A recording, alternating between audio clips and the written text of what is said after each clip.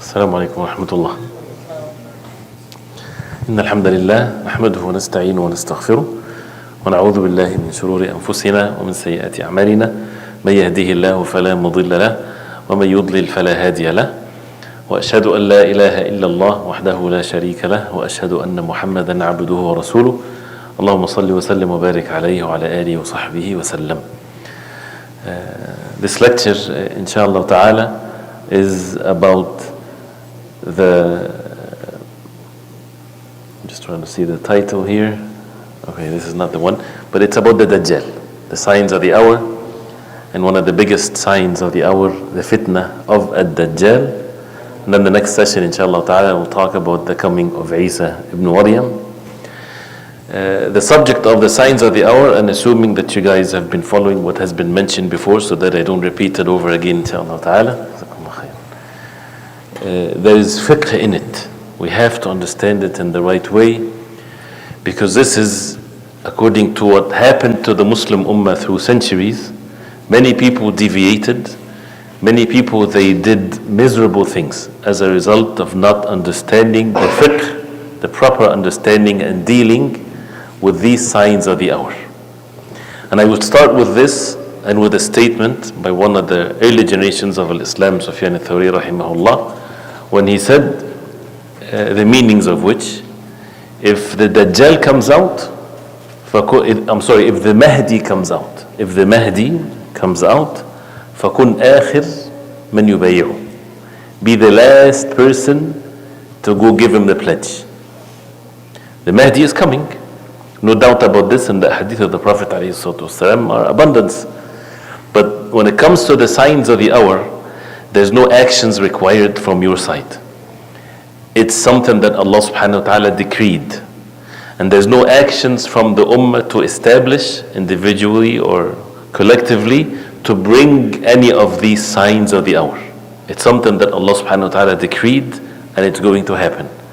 And subhanAllah, the fiqh of Imam Sufyan al-Thawri as a result of this is because how many throughout history of Muslims, they claimed falsely to be the Mahdi, and then people followed them blindly, and they end up, even many of them were killed and things of that nature. So that's why before all these fitan happened, he said, be the last one to give him the pledge, because you're not addressed by the revelation from Allah that you need to do anything. It's going to happen. So this is an important concept to understand when it comes to the signs of the hour. Human beings are fascinated with what's going to come ahead and things like this, and that's why they like to hear stories and details and how this is going to look like and how people will be like this. But we have to follow the proper methodology in things. We follow the wahy from Allah, the revelation from Allah. So these sessions, inshallah ta'ala, is not going to be necessarily stories and what's going to happen before what, but rather to deal with it the way the Prophet ﷺ did to the companions radiallahu anhum and to the ummah, and one of which is fitnat ad-Dajjal. He warned ﷺ this ummah from ad-Dajjal in many ahadith, very clear ahadith, and there is no doubt of its authenticity whatsoever, of course. And that's why those who deny this or alter its meanings, they are deviants. And because of that, there is no prophet, as the Prophet ﷺ, he said, there is no prophet unless he warned his people from al-Masih al-Dajjal.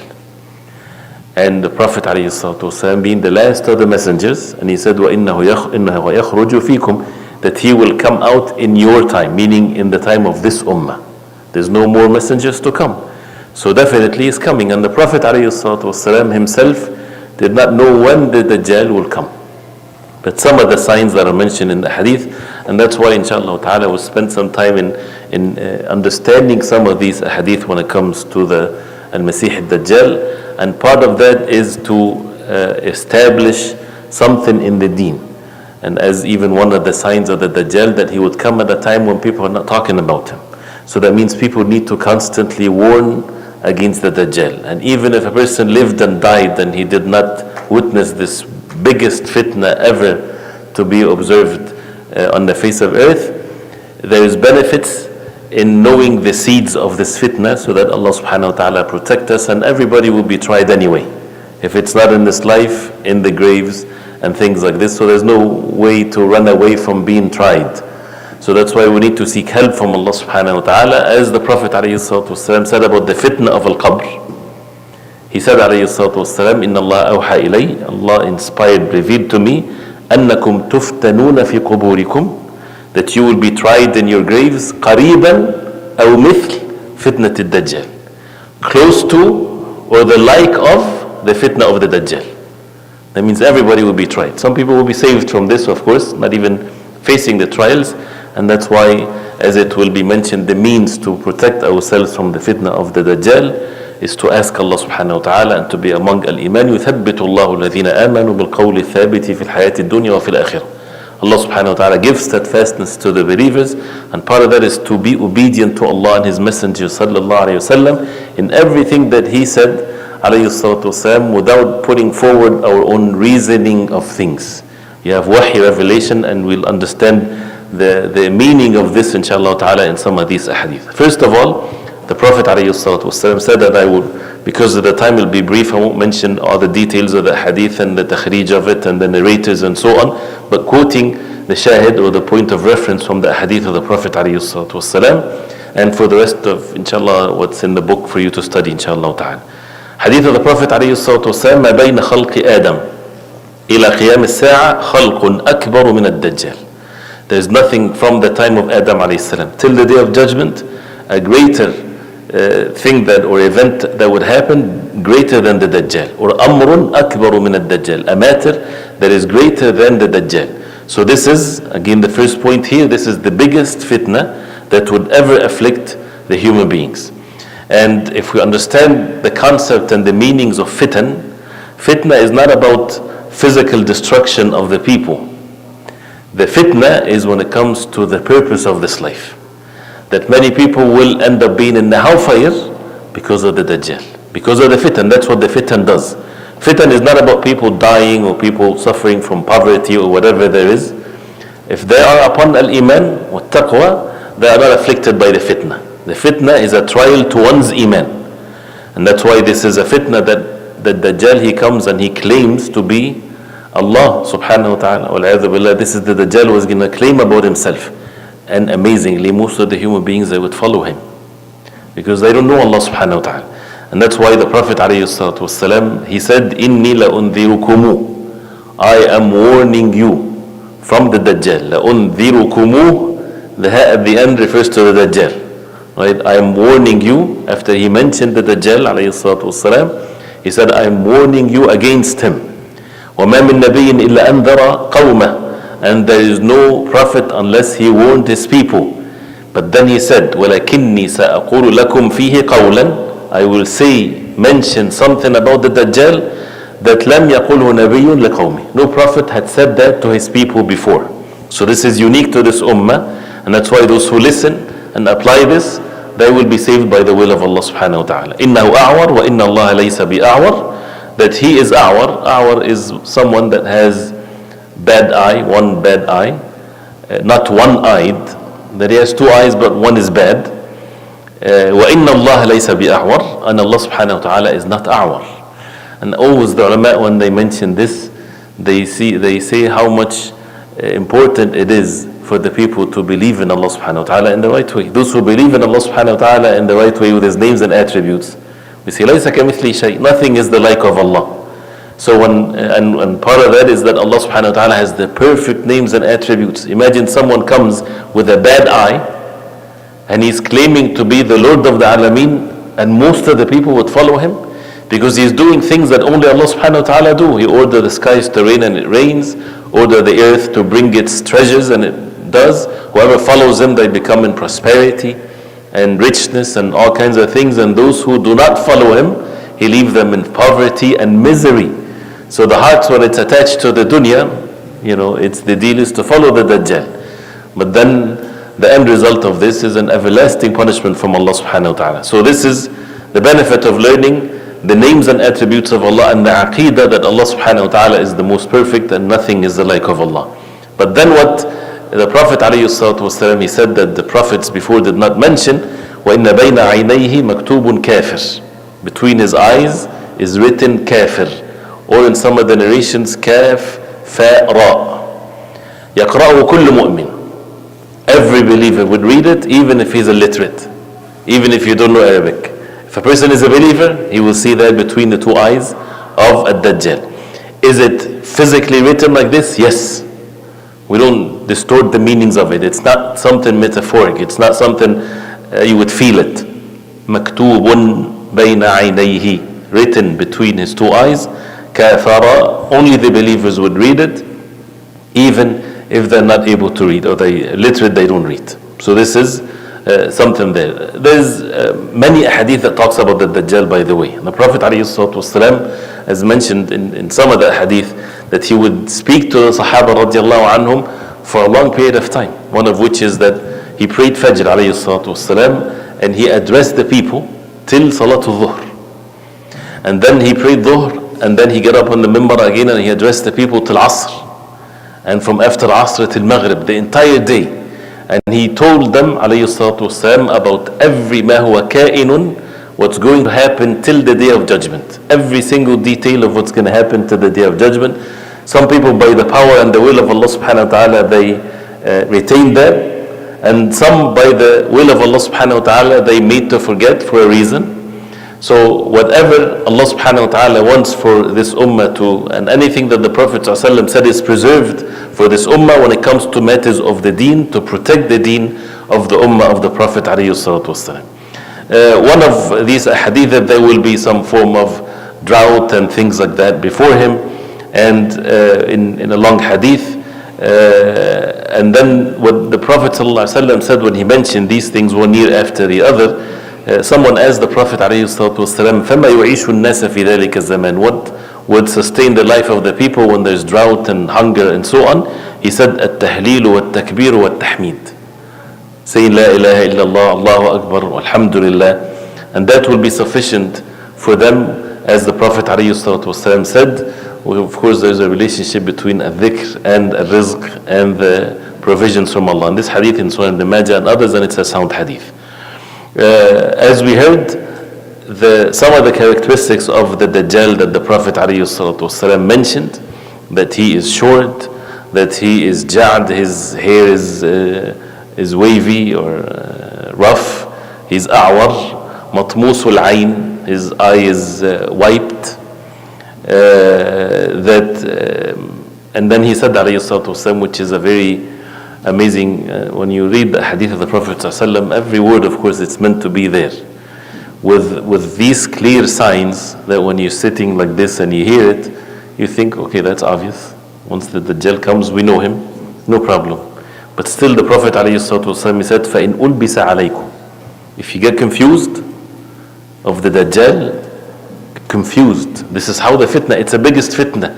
And you see how many fitna we get exposed to, and it made you sometimes that you want to follow, or following even the fitan.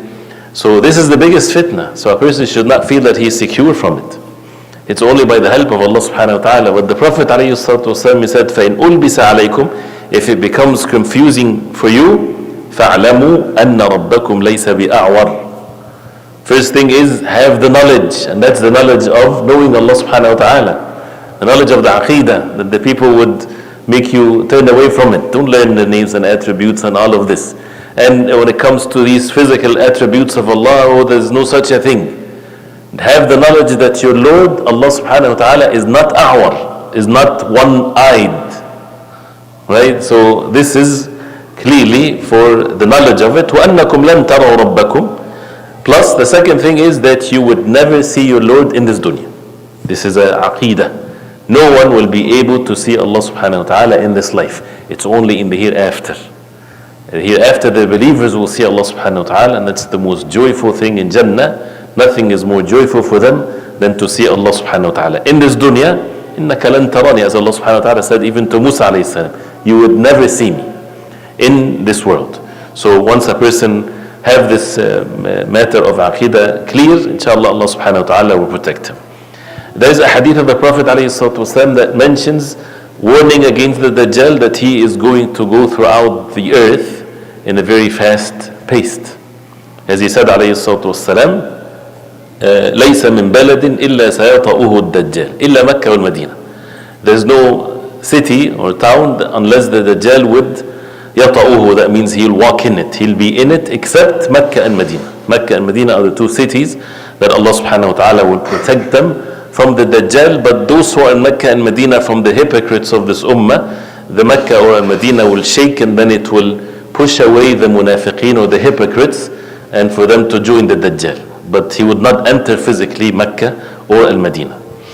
The fitna here, and the Prophet ﷺ did not leave anything that we need unless he warned us against. One of the great fitna that the Dajjal has is that he comes with Jannah and fire. He comes with garden and fire. And this is exactly as the Prophet ﷺ, he said, I'm sorry, not Jannah, ma'. Inna ma'ahu ma' wa nar. Inna ma'ahu ma'an wa naran. He comes with water and fire, the two opposites. Water and fire. But then he said, alayhi salatu wasalam, and I want you to pay attention to this, because this is, when you have instructions, everything is by instructions, right? And need to follow the instructions. And they make sure that you follow the instructions and don't outsmart the instructions, because you can ruin yourself and others. So follow the instructions. So the Prophet alayhi salatu wasalam, he said, فَنَارُهُ مَاءٌ بَارِدٌ وَمَاؤُهُ نَارٌ, that the fire with him is cold water, and the water is fire. So, and then he said in that one narration, Sahih Muslim, فَلَا تَهْلِكُوا, don't destroy yourself, don't ruin yourself. So don't think that the water that he has is water. No, this is fire. And the fire that he has, that you see it physically as fire, this is cold water. The second hadith or narration also in Sahih Muslim, which is an amazing one, in which he said that you would have two kinds of running rivers. One of it is ma'un abyad, clear white water, and the other one is ra'y al-ayn. And the Prophet ﷺ said ra'y al-ayn, that means you see it physically with your eyes, so that nobody would come later, and they still did.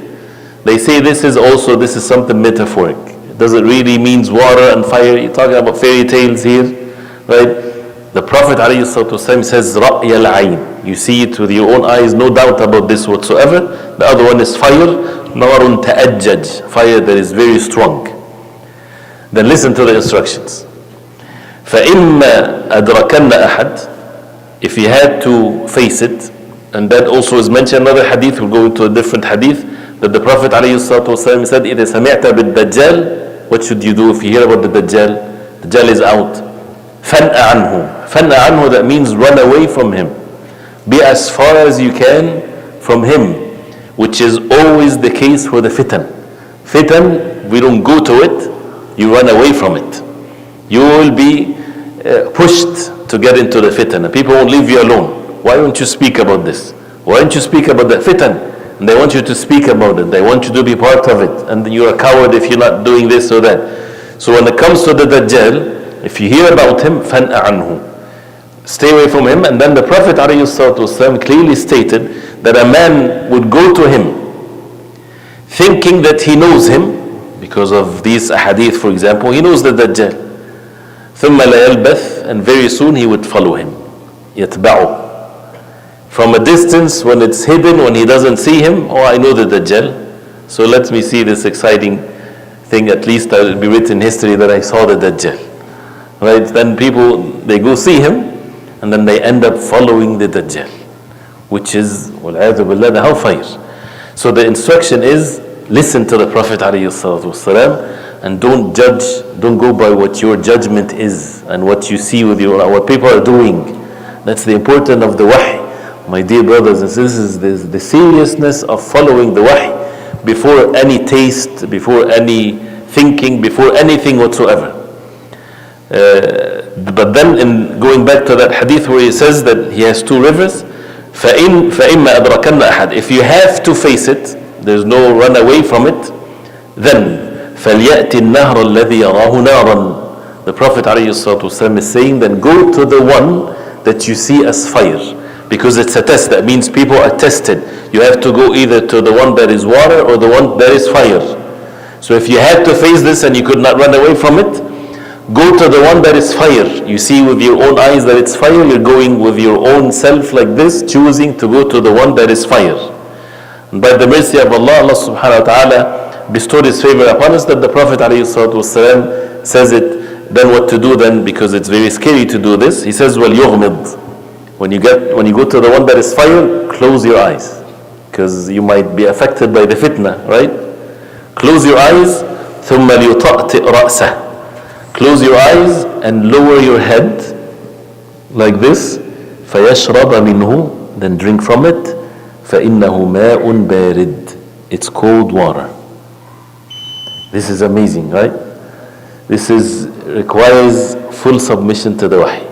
You're going to what you see that is fire. Don't say, well, I know that this is the Dajjal, I'll open my eyes. Listen to the instructions. Close your eyes.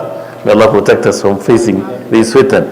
He says, فَلْيُغْمِدْ عَيْنَهُ. To that details the Prophet ﷺ is saying, let him close his eyes and lower his head to drink from this what appears to be fire. فَإِنَّهُ مَاءٌ. Not just any water even. فَإِنَّهُ مَاءٌ بَارِدٌ. It's cold water for you to drink. And this is again something that we only get to know from the wahy. And by the way, everything that is mentioned about the Dajjal, you would find the resemblance of it, as the ulama, they say, in this life that we live when it comes to the fitan. That's the biggest fitna. The fitan, even if it's small, it has some things for us to protect ourselves from it, one of which is this. The fitan, people think that this is a good thing. And for the fire of this world is sins and disobeying Allah subhanahu wa ta'ala, even if it tastes good and it looks good.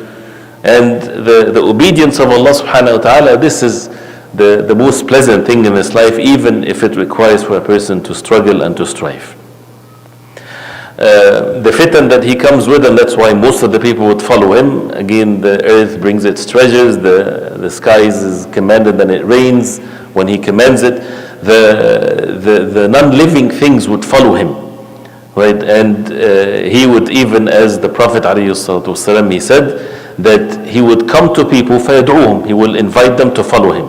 فَيُؤْمِنُونَ بِهِ. They will believe in him. وَيَسْتَجِبُونَ لَهُ. They follow him. فَيَأْمُرُ السَّمَاءَ فَتَمْطُرُ. So he commands the skies to rain. وَالْأَرْضَ فَتُنْبِتْ. And the earth to bring its plants.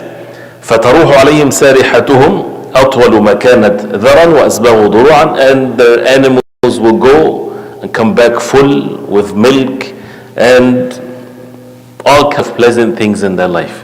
Who on the face of the earth would not follow someone like this? And this is the real fitna. If you have someone now flying in the air, people would follow him. Imagine someone is like this. And then he said, then he goes to other people and he called them, فَيَرُدُّونَ عَلَيَّ قَوْلًا. They would not believe in him. So he leave them and go. فَيُصْبِحُونَ مُمْحِلِينَ لَيْسَ بِأَيْدِيهِمْ شَيْءٌ مِّنْ أَمْوَالِهِمْ. They, in the morning, nothing of their wealth is in their hands.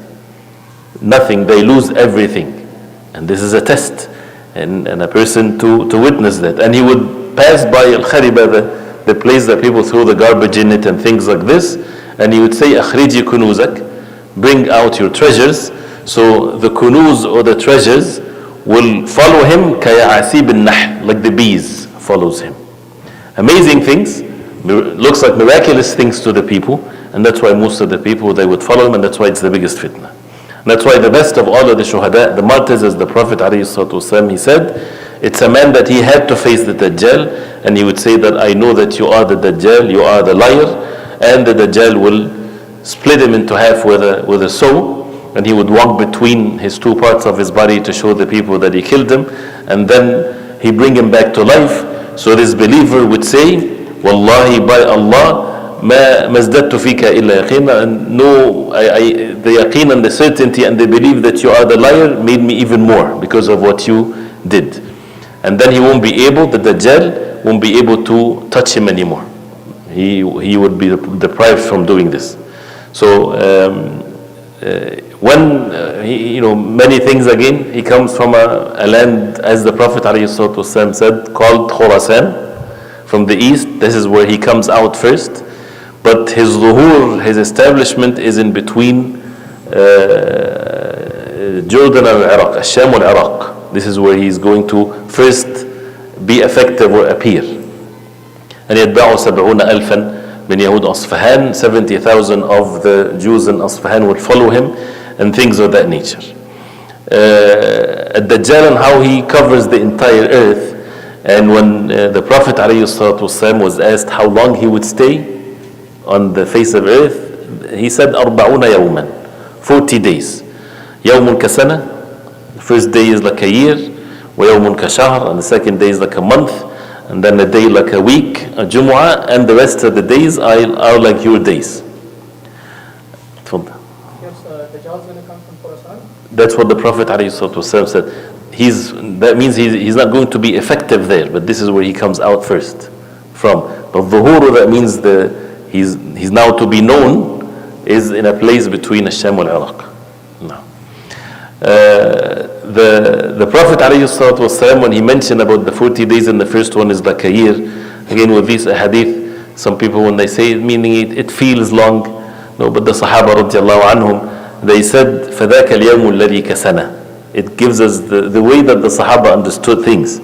They asked the Prophet ﷺ, this day is like a year. أَتَكْفِينَ فِيهِ صَلَاةُ يَوْمٍ. Is it sufficient for us to pray the salah of one day or 1 year?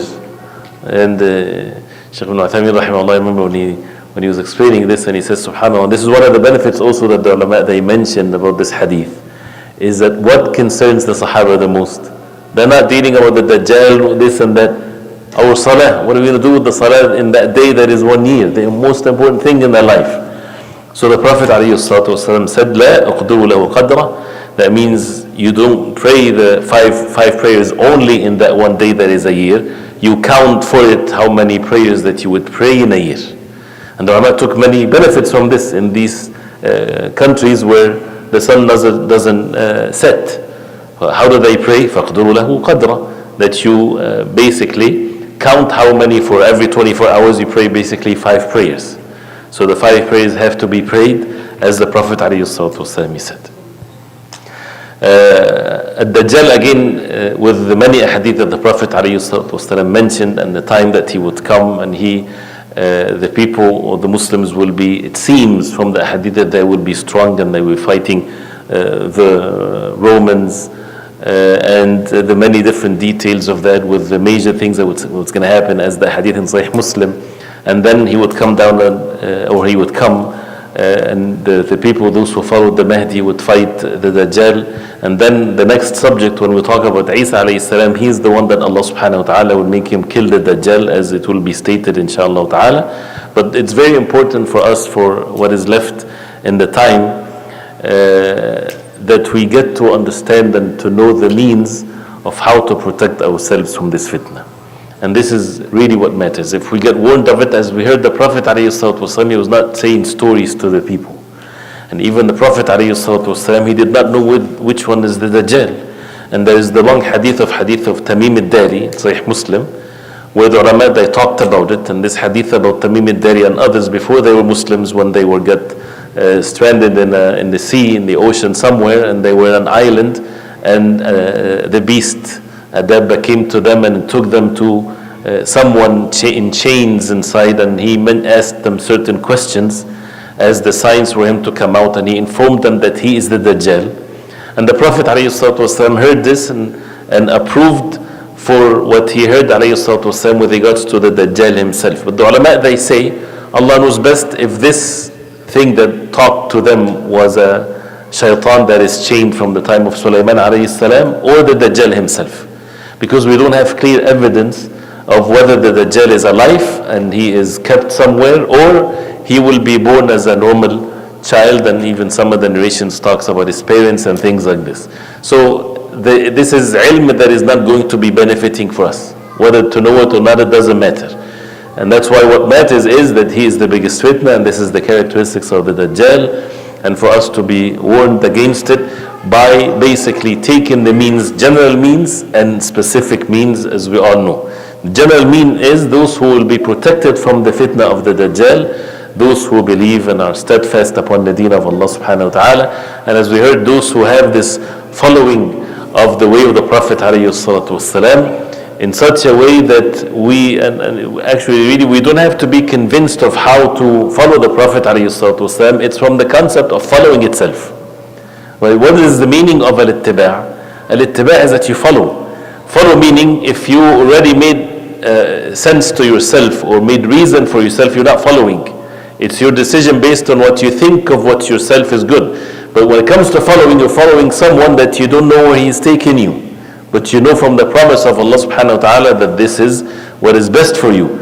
So following the way the Prophet ﷺ, even in these fitan, you would find some of the brothers, those who might be upon the sunnah and things like this, and they still fall into some of the fitan where the Prophet ﷺ warned us against.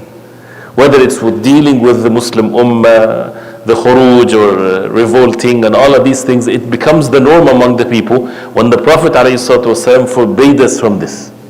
Clearly stated in the hadith. You're going to go by reason, it's your way of things and you see the outcome of it anyway. But if you follow the nusus and the text with the understanding of the early generations of Islam, this is the way for a person to be saved. وَمَن يَتَّقِ اللَّهَ يَجْعَل لَهُ مَخْرَجًا وَيَرْزُقْهُ مِنْ حَيْثُ لَا يَحْتَسِبُ. And part of the taqwa of Allah subhanahu wa ta'ala is to understand how to follow this deen and to humble ourselves, because arrogance is not someone that looks in a weird way that he's arrogant. No, a person can look as if he's humble, very humble looking wise. Humbleness is in the heart.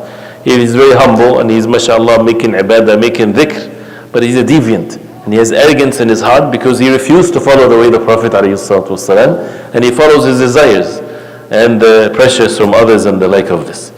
We all know the hadith in Bukhari and Muslim and others where the Prophet ﷺ would teach the Sahaba, and that's basically the ummah of the Prophet ﷺ, to seek refuge in Allah subhanahu wa ta'ala from four things after the tashahhud and before the salam, and we talked about that before. Allahumma inni a'udhu bika min adhab jahannam, min adhab al-qabr, wa min fitnati al-mahya wal-mamat, wa min sharri fitnati al-masih ad-dajjal. So 5 times a day at least, if it's the obligatory salah only. 4 things, one of which is وَمِن شَرِّ فِتْنَةِ الْمَسِيحِ الدَّجَّالِ, and before that the fitna of life and the trials of life and the trials of death, and from the worst of the fitna of al-Masih al-Dajjal. So this is something, a physical mean, religiously known to follow to protect ourselves. We know the hadith of the Prophet ﷺ to memorize the first 10 verses of Surah Al-Kahf, or in some narrations the last 10 verses of Surah Al-Kahf. And if you have to face, as we heard in the hadith, فَنْأَ عَنْهُ, you run away, but if you have to face the Dajjal, you recite these verses, the Dajjal won't harm you by the will of Allah. And Surah Al-Kahf, and ulama talked about the wisdom behind that, whether we know the wisdom or not, but this is sufficient for us. Surah Al-Kahf is about the fitan. It's about fitan. The major fitan in one's life, the fitna of the deen. When it comes to the story of the people of the cave themselves, they ran away from their people to protect their deen, the most valuable thing in their life. They don't play with their deen. The deen is not something to play with. إن كنت لاعبا بشيء فلا تلعبن بدينك. As Sufyan al-Thawri also rahimahullah said, if you had to, Imam Ahmad also mentioned this, if you play with something, don't play with your deen. Your deen is not something to play with. You might lose it, you might have it, right? This is the first thing and the most important thing. So the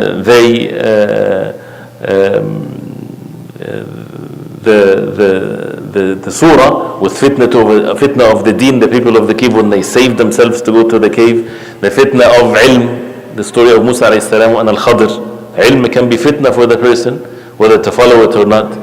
And the fitna of power, as the case of Dhul Qarnayn, and the fitna of wealth, like the owner of the Jannatain. So these are the fitan that we face, that we need to have constant reminders of how to deal with these trials in our life. And if a person, every time a fitna comes and he fails in it, what to expect?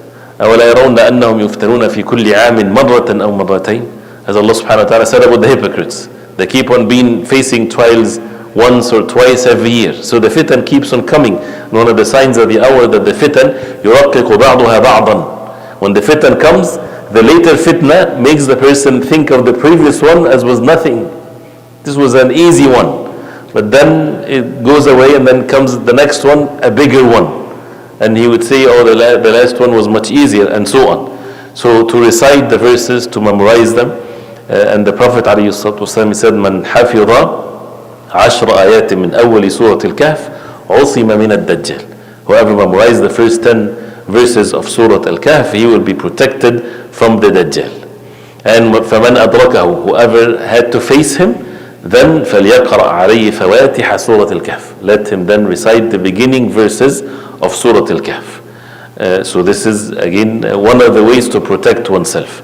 As we heard, and again I'm repeating it, one of the main reason and way for a person to be protected from the fitna of the Dajjal and from all fitan is to listen to what the Prophet ﷺ said, to follow the instructions as it is, not according to my understanding and your understanding, but according to how the early generations of Islam understood it. So again, I would mention the hadith: "Man sami'a bid-Dajjal," whoever heard about the Dajjal, فَلْيَنْأَ عَنْهُ, run away from him as far as you can. فَوَاللَّهِ, Prophet ﷺ said, by Allah, إِنَّ الرَّجُلَ لَيَأْتِي, the man would go to the Dajjal, وَهُوَ يَحْسِبُ أَنَّهُ مُؤْمِنٌ, and the man thinks that he's a believer, and he knows the Dajjal. فَيَتْبَعُ, and he would end up following him. لِمَا يَبْعَثُ بِهِ مِنَ الشُّبُهَاتِ, because of how many shubuhat and doubts that he would send unto him. The doubts that would make the iman removed from his heart, and he would end up following the Dajjal. So it is not by what the Prophet ﷺ necessarily said about the characteristics of the Dajjal, and that's it. You can know all the characteristics of the Dajjal. But if a person does not follow the instructions and what the Prophet ﷺ said, knowing that is not going to benefit the person. So it's both. Warning from what the Prophet ﷺ, as he said, and the second thing is to follow the way the Prophet ﷺ, and a person should not expect that at the time of the fitna he would listen to the Prophet ﷺ. Hearts are by the full control of Allah subhanahu wa ta'ala. So for someone to follow the way the Prophet ﷺ, this is a reward from Allah. And that's why a person should, in the small things, in matters of ease, at times of ease, a person should make sure that he does not put forward anything before the deen of Allah and the way of the Prophet ﷺ. I'm not sure if what's mentioned, if what happens before that with regards to the Mahdi and the send of the Mahdi, and the war between the Muslims and the Romans and the like of this has been mentioned or not, but this is also one of the signs of the hour, and there will be lots of fitan and trials that people would face, and Allah subhanahu wa ta'ala sent the Messenger sallallahu alaihi wasallam, since he's the final messenger, to warn the people from anything and everything that they would need till the day of judgment for them to be protected. So we ask Allah subhanahu wa ta'ala to protect us from all fitan and from all trials. And if you have any questions, please go ahead, but we'll stop here. And then the next subject is Isa alayhi salam and the nuzul of Isa alayhi salam. Barakallahu feekum. Tafadhal. Alaykum as-salam. I was reading an article about Nabi and stuff, just to see some stuff that they believe in, and they said that, you know how they believe their Prophet Ahmed is Isa and Mahdi and Ahmed, something like that. It's confusing, but they showed two hadiths, I'm not sure how authentic they are, but it showed that Isa would be a Khalifa, and it also showed that Mahdi would be the Khalifa. So is that true? Will they both be Khalifas at different times? No, what as is going to be mentioned inshallah ta'ala, Isa alayhi salam, when he comes down, he's not coming down with a new tashri'ah or so, he is coming down to follow. And that's why when he comes down in Salatul Fajr, he would make Al-Mahdi, he's the one that leads. But then there's not mentioned about what is going to happen to the Mahdi. But Isa alayhi salam, of course, he would lead the people. So this is what, it's not about two Khalifas and things like this, there is no dalil about this, but Isa alayhi salam will be the one, the people, he would lead the people, and the people would listen to Isa alayhi salam, but not as a new prophet. He comes as a follower of Prophet Muhammad sallallahu alaihi wasallam and the Sharia of the Prophet alayhi wasallam, and he would make Hajj and Umrah, and he would die, and people would make Salatul Janazah on him. Anything else, inshallah? Tfadl. He said that there was some instruction is that close your eyes, lower your head, and you see the fire, then drink. No. Yeah, the cold water. Right. But if I go like this, then if that doesn't talk with me, then what will happen? If what? If I go, like in this situation, Right. I close my eyes and I lower my head, then that doesn't say, hey, come. No. I I have conversation with him, then what will happen? When the Prophet ﷺ, he said that go to the one that is fire and close your eyes and ta'ti' ra'sahu, that means you lower your head and drink because it's cold water. The if questions, like what if Dajjal calls before I do this, what if? The if questions, we don't need it because the Prophet ﷺ, if there was a benefit in knowing, he would have mentioned it. So that means there is no what ifs.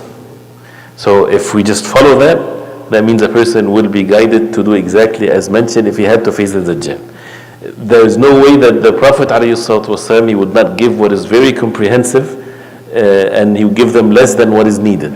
Like in situations again, what if that happened? There is no what ifs. It's not going to happen the way we might think things would happen. And Allah subhanahu wa ta'ala is able to do all things. And that reminded me of when Ibn Umar radiallahu anhu, someone came to him and he was asking about a mas'ala in matters of Hajj, and he gave him the answer. So the man said, what if people push me this and that? So the man was from Yemen. So he said to him, اجعل ماذا لو في اليمن, leave what ifs in Yemen, right? Leave it there, because this is what the Prophet ﷺ said. So that would be sufficient, inshallah ta'ala. تفضل.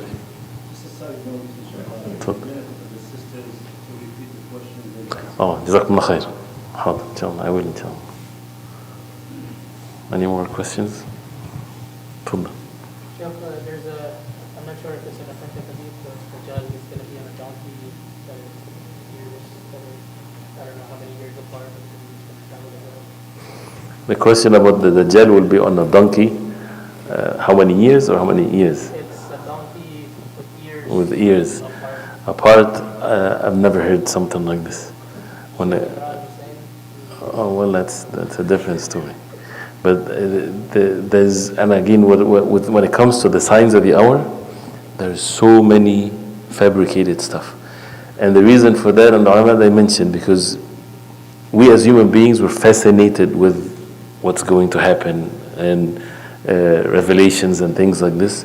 So that's why they make up stories, and there are so many make up things that people would add, which is not authentic whatsoever. One of the beautiful things also, but I didn't want to, the time is constrained in this.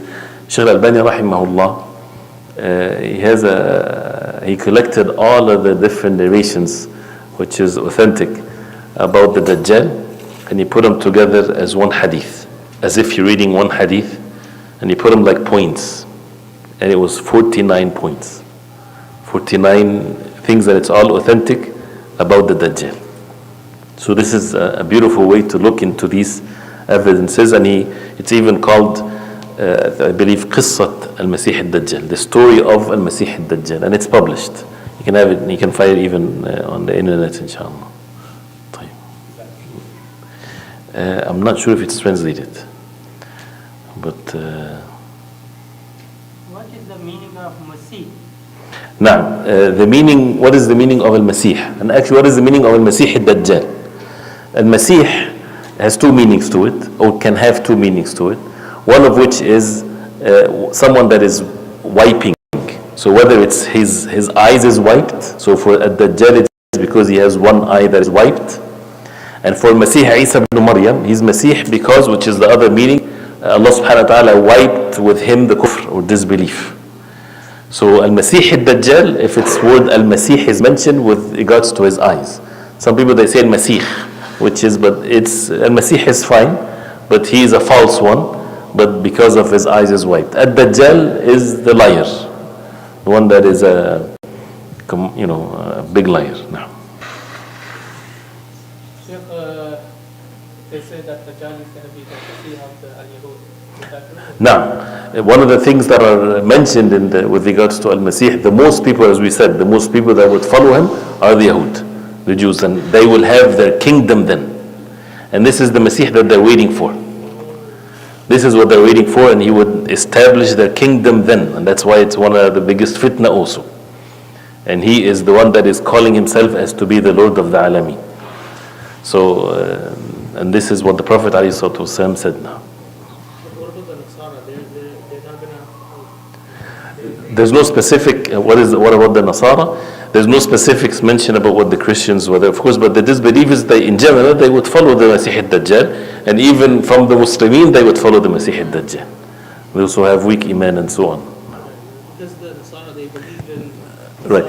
And the question is, the Christians and so on, they have this in their books, and they know about the Dajjal, the Antichrist and all of that. Because as the Prophet ﷺ said, مَا مِن نَبِيٍّ إِلَّا أَنَّهُ قَوْمَهُ. There is no prophet unless he warned the people from the Dajjal. So all of the prophets, they warned against the Dajjal, that's why everybody knows about him. But with the Prophet ﷺ, he gave us what no nations before gave as far as the information, specific information about the Dajjal. Now. Sorry, go ahead. Sorry. I've heard something about how there's going to be like many Dajjals or multiple Dajjals before the Dajjal. No. Is that like a general term, like there's going to be many liars, or are they related to the Dajjal in one way or another? Right. There is, and that's also part of what the question is, there are going to be many Dajjajila, many Dajjals before the Dajjal. Are they part of the Dajjal, I guess, or they are meaning liars? This is one of the things that would happen before the Dajjal comes. And this is one of the signs that the Dajjal is coming.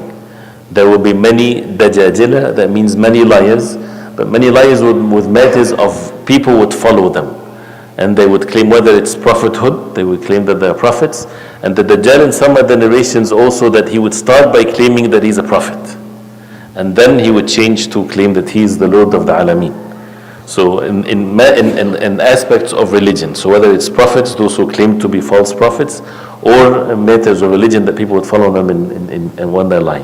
So like somebody, say for example, like Muhammad, or like the other, forgetting the name of them, like the leader of the Nation of Islam, like they could fall under the category of like... Now, the question is mentioning Ghulam Ahmad, the leader of Nation of Islam, things of that nature. As far as the fiqh and the understanding of the signs of the hour, we don't apply these types of hadith on specific individuals, but rather to leave it the way it is. Of course, they're liars, so they are part of the Dajjal. That's what the hadith means.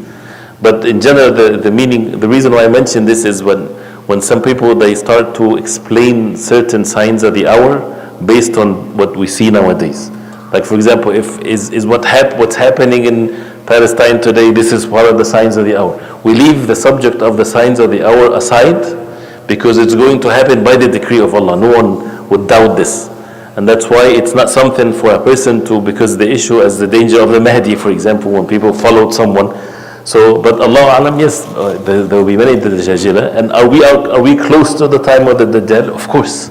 No doubt about this. Even if the Prophet ﷺ at his time, he wasn't sure if the Dajjal is going to come at his time. And he said, if he comes at my time when he's alive, فَأَنَا حَجِيجُكُمْ, I will protect you. I will be there, so I'll suffice for you. And after me, فَكُلُّ امْرِئٍ حَجِيجُ نَفْسِهِ. Every person, he is responsible for his own self. And the stories of Ibn Sayyad, this man at the time of the Prophet ﷺ, people were in doubt. Even the Prophet ﷺ himself, he was in doubt whether he is the Dajjal or not. And you go and ask him questions, and he said, اخسأ فلن تعدوا قدرك, that he is not. So to that extent, even the Prophet ﷺ did not know when the Dajjal will come. This question should be asked for the next one about Isa, but I've been waiting to ask it for like time now. But the question was, there's a verse in the Quran that says, speaking about Isa, it says, وَإِن مِّنْ أَهْلِ الْكِتَابِ إِلَّا لَيُؤْمِنَنَّ بِهِ قَبْلَ مَوْتِهِ. يوم القيامة. Yeah. No. So somebody said that if they're all going to believe in Isa, all Ahl al-Kitab, and if this is what the verse means, then why would he be a shaheed alayhim if they're going to believe in him? نعم. The ayah وإن من أهل الكتاب إلا لا يؤمنن به قبل موته ويوم القيامة يكون عليهم شهيدا, with regards to Isa alayhi salam when he comes down, meaning that when he comes down, people would have only two choices: whether they believe in him, or whoever he sees from the people, from the disbelievers and those who disbelieve in him in the right way, they would die instantly.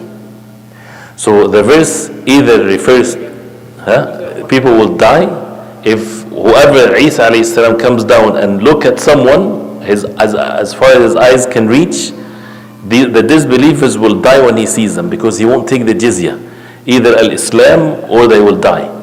And therefore, the ayah, as well, they say in the tafsir of it, the belief, not necessarily the belief, al-iman al-shar'i, not necessarily the iman, the belief that they would get them to be righteous. It's the fact that it's the belief that it's too late.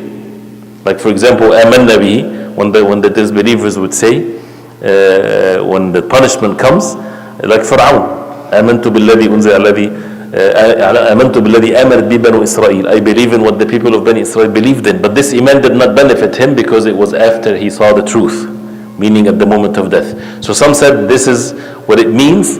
And the other meaning, which is also correct, those who would believe in him, and yes, they were Christians, and when they see Isa alayhi salam, they would believe in him in the right way, that he's a messenger of Allah, because when he comes down, yaksiru sarib, he would break the cross and kill the pig. So, and they would believe in him in the right way, and some would continue to be in their disbelief, and this is when they'll die as a result of that. No. Is there a specific time frame how long the Mahdi will be leading the people before Isa comes? There's a time frame where how long the Mahdi would lead the people before Isa alayhi salam comes. Allah subhanahu wa ta'ala knows best. As far as the authentic hadith of the Prophet alayhi salatu wasalam, there's no authenticity of exactly. Wallahu a'lam mentioned the number of how long exactly. No. Sheikh, there's a hadith where there's like a little boy. Rasul thought that he was Sayyid, Ibn Sayyid. So is this an authentic hadith? Yes, the hadith of Ibn Sayyid is authentic. That the question is about the Prophet ﷺ. He thought, he was in doubt about this boy or Ibn Sayyid, that he was, whether he is the Mahdi or not. And this is authentic, yes. And the Sahaba, even afterwards, they would, when they see him, they would fear. And one time they got him angry and he gets so big and they were worried about this. But this is, yes, this is true, because it shows that the Prophet ﷺ did not even know when the Mahdi, when the Dajjal would come. So when Isa alayhi salam comes back, and like you said, even Christians will accept him, will they do their shahada, or is it like that ounce of iman within them which makes them accept? No. When Isa alayhi salam, when he comes, with the Christians, those who would believe in him, would they say the shahada or so? Allah subhanahu wa ta'ala knows best the details. But yes, from the time of the Prophet alayhi salatu wasalam till the day of judgment, whoever becomes a believer, he has to say the shahada. So as we know that this is a must. So that's why the knowledge that is known by necessity, it doesn't have to be mentioned, but either they will believe in him, meaning in the proper way that he's a prophet of Allah and so on, or only those who believe in him would live, and the rest, they would die by just once he look at them. Allah. So one last question, inshallah. Sheikh, this is from an uneducated person, but is the Mahdi major or minor sign? No, actually, this is a good question. Is the Mahdi one of the major signs or the minor signs? Assuming that also this was mentioned before, the ulama, when they talked about the major and the minor, this is a way to classify the signs, but it not necessarily was mentioned like this in these two categories when the Prophet ﷺ said of what's going to come ahead. But the ulama classified it in certain ways, one of which is that the major signs refers to the things that's going to disrupt the norm of the life that we know today when it comes to the physical means. The sun coming from the west, Isa alayhi salam, these major signs, that there's no more these normal means that people do things, the Dajjal for example, versus the spread of corruption and the spread of fitan. And the Mahdi, some had mentioned it that he's not from the major signs, because there's nothing extraordinary to the life of the people is going to happen. It's just normal activities of human beings. So some classified him within the minor signs, and some said that he is from the major signs because he's attached to the fact that Isa alayhi salam will come down and these major events will happen. Allahu Akbar. They told me we have 4 minutes, I guess. Okay. Dajjal Go will ahead. come during the Mahdi's time or during these times? Now, the Dajjal, would he come at the time of the Mahdi time or not? When the Mahdi is there, and a caller would call, as the Prophet ﷺ, he said, and he would say that inna Dajjal khalafakum fi dhararikum. That means the Dajjal is, he showed up in your families. This is when they're fighting with the Dajjal. So he would come when the Dajjal the Dajjal would come when Mahdi is present. So this is what the Prophet ﷺ said. Now, It's just a question. I'm not sure if there are like specific answers or if there's some type of information we have on it. He said when he returns, like since he's a human being without perfect knowledge and he's going to be a follower of Muhammad sallallahu alaihi wasallam, will he have to learn, say for example, like Arabic, and he will have to like learn the Quran as like all the other Sahaba did, or is that something that like Allah will give him like that wisdom and knowledge, and like he'll be like Hafiz already when he comes, and he'll have like the knowledge of Islam already? The question is, when Isa alayhi salam comes and he's a follower of the Prophet alayhi salam, would he learn the Arabic language, for example, and the deen of Islam and things like this, or he will come being inspired to follow? There's no details of what's going to happen, but the fact of the matter is that the Prophet ﷺ said when he comes down, Isa alayhi salam, he would refuse to make the imam of the salah, and he come as a follower of the Prophet ﷺ. Nobody would teach him the salah, of course. He would come as Salatul Fajr, he would pray Salatul Fajr, he would make Hajj and Umrah, and he's going to be the one that leads the people like this. So that means it's already as if it's known in an implicit way that he is not someone that someone else will teach him. He comes as a follower of the Prophet ﷺ with all of what the Prophet ﷺ brought, and that brings something funny with the ta'assub. And people, when they're fighting with the madahib, some said Isa Islam will be Hanafi when he comes down. Some said he's going to be Maliki. And this is, where is that knowledge of? Allah subhanahu wa ta'ala knows best. So all the issues within madhabs and things, all of that's going to get cleared when the Mahdi comes, or Isa alayhi salam? The issues of the madahib will go away when Isa alayhi salam comes down and things like this. When it comes to the madahib al-fiqhiyya, actually there's no problems whatsoever, and these types of differences were present at the time of the Prophet alayhi salatu, meaning with the companions radiallahu anhum, in the matters of fiqh, in the matters of the furu'ah. The problem is the ta'assub, is the prejudice and fighting and being enmity with one another, or the differences in matters of aqidah, which is evil. So Allah subhanahu wa ta'ala knows best, and there's always definitely, when two opposite opinions, one is right and one is wrong, but what is wrong, it doesn't mean that the person is committing a sin. He gets a reward also, as long as the concern is to follow the way of the Prophet ﷺ. So wallahu a'lam. We'll stop here inshallah. وصلى الله وسلم وبارك على محمد وصحبه وسلم. And after Salatul Dhuhr inshallah we'll continue with the subject of Isa alayhi salam.